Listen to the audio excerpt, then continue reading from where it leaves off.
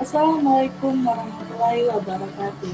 Perkenalkan, nama saya Anissa Nurani, MPN Nasional 1923, Prodi D3 Akuntansi, Fakultas Ekonomi dan Bisnis Universitas Bengkulu. Nah, di sini saya akan menjelaskan tentang materi kombinasi bisnis. Kombinasi bisnis ini mempunyai bentuk secara entitas. Yang pertama itu ada merger, kedua itu ada konsolidasi, ketiga itu ada akuisisi. Nah, di sini saya akan menjelaskan akuisisi ini pada bagian merger dan konsolidasinya harus mengambil dalam aset dan likuiditas daripada perusahaan lain. Nah, yang pertama itu ada merger, di mana hanya akan ada satu perusahaan yang bertahan dari berbagai perusahaan yang bergabung dan perusahaan lainnya itu dibubarkan. Sedangkan konsolidasi itu adalah di mana kedua perusahaan yang melakukan kombinasi bisnis langsung dibubarkan dan aset serta likuiditas dari kedua perusahaan ditransfer ke perusahaan baru yang dibentuk. Sedangkan akuisisi itu adalah sebuah perusahaan yang mengakuisisi saham dan hak suara perusahaan lain dan perusahaan-perusahaan yang terlibat dan melanjutkan operasi perusahaan sebagai entitas legal terpisah namun saling berkaitan. Nah, di sini mempunyai minimal 50%. Dia harus akan menginvestasikan. Saya akan mengasih contoh pada merger. Nah, di sini misalnya ada PTA dan PTB. Nah, PTA ini tetap berjalan dan yang PTB ini dia melakukan pembubaran. Nah, maka PTA ini tetap bertahan, dia mempunyai satu sendiri. Maka perusahaan ini disebut sebagai bentuk kombinasi bisnis secara entitas merger. Sedangkan konsolidasi itu di mana PTA dan PTB ini bergabung. Nah, di dalam bergabung ini dia membentuk sebuah perusahaan baru.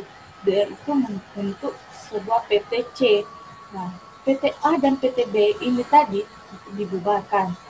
Maka PTC ini tadi suatu penggabungan antara PTA dan PTB. Itu disebut sebagai konsolidasi.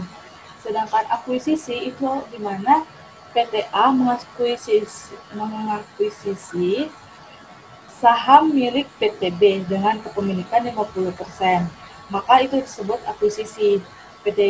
PTB hanya mencatat suatu entitas perusahaan itu sendiri. Sedangkan PT yang A tadi yang menginvestasikan, dia akan mencatat sebuah laporan keuangan konsolidasi data perusahaan dari induk dan anak.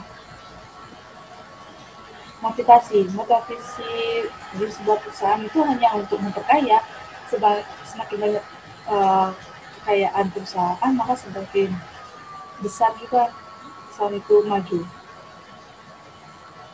Selanjutnya itu ada strategi untuk memperkaya dengan cara pertumbuhan organik dan pertumbuhan anorganik. Nah, di sini pertumbuhan organik itu adalah pertumbuhan secara natural akibat peningkatan skala usaha dan pendirian usaha baru. Sedangkan pertumbuhan anorganik ini adalah pertumbuhan perusahaan akibat akuisisi dan pembelian perusahaan sudah berjalan. Jadi saya akan mencontohkan sebuah perusahaan.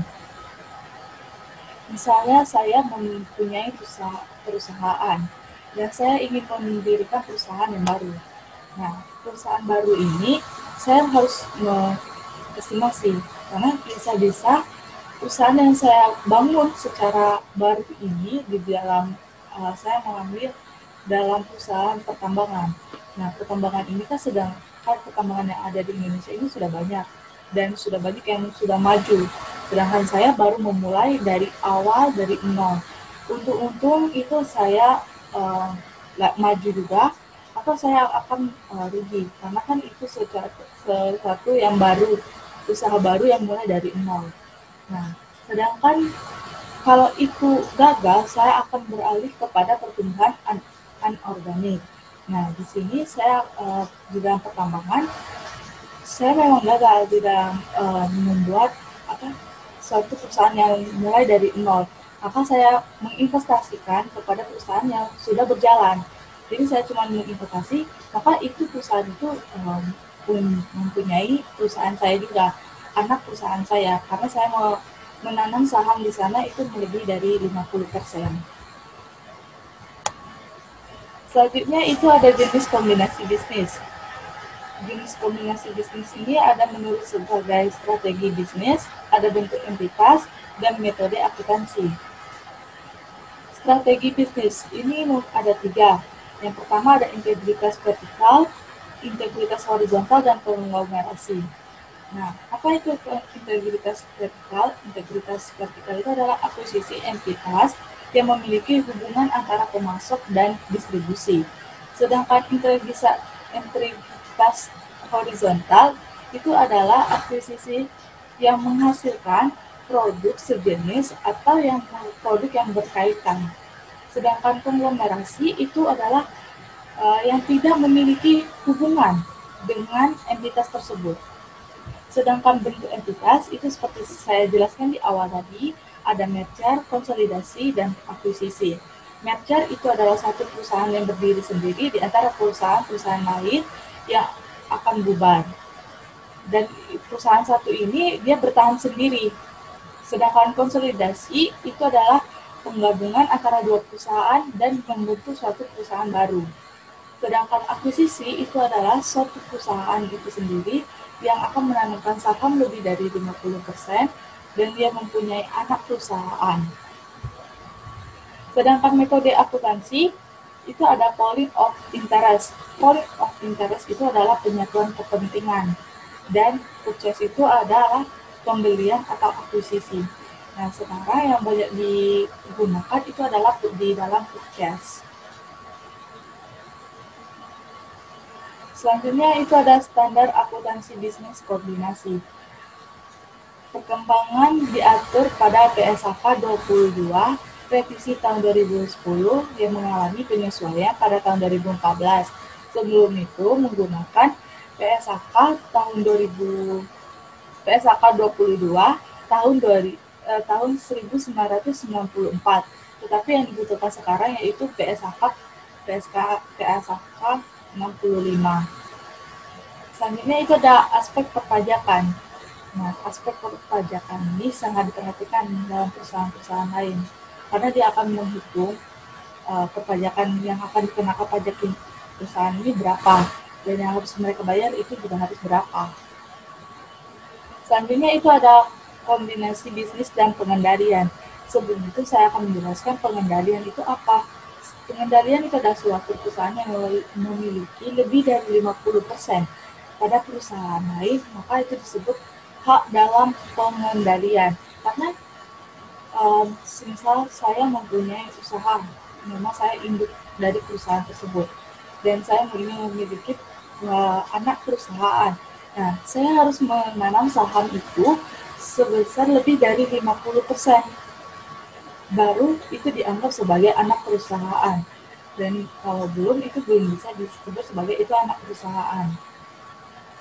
Menurut PSAK 65, investor pengendalian investi. Nah, saya akan menjelaskan apa itu investor dan apa itu investi. Investor itu adalah orang yang melakukan investasi pada perusahaannya. Misal, saya sebagai induk perusahaan akan menanamkan investasikan kepada anak perusahaan saya.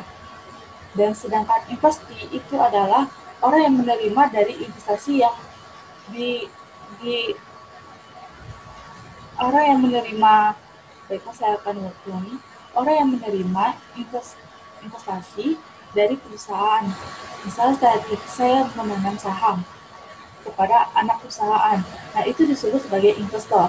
Sedangkan sebagai anak perusahaan ini, saya menerima uang investasi dari induk perusahaan. Itu disebut sebagai investing.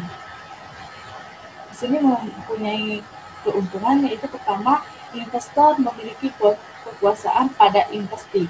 Yang kedua, investor terekspos atau memiliki hak atas imbalan. Ketiga, investor memiliki kemampuan untuk mengalami imbalan hasil. Selanjutnya, saya akan menjelaskan akuntansi kombinasi bisnis. Nah, seperti saya bilang di awal, jika suatu perusahaan ingin membeli perusahaan lain, itu dia harus mengambil hak dalam aset dan dia harus mengambil di dalam liabilitas juga harus diambil alih oleh perusahaan yang membeli. Nah, di sini ada goodwill. Goodwill itu aset tak berwujud. Jika pembeli di bawah dari 50%, maka itu disebut sebagai pembelian diskon atau keuntungan. Jika kita ingin melakukan konsultasi pada pembeli suatu perusahaan, maka tercatat sebagai biaya makelar.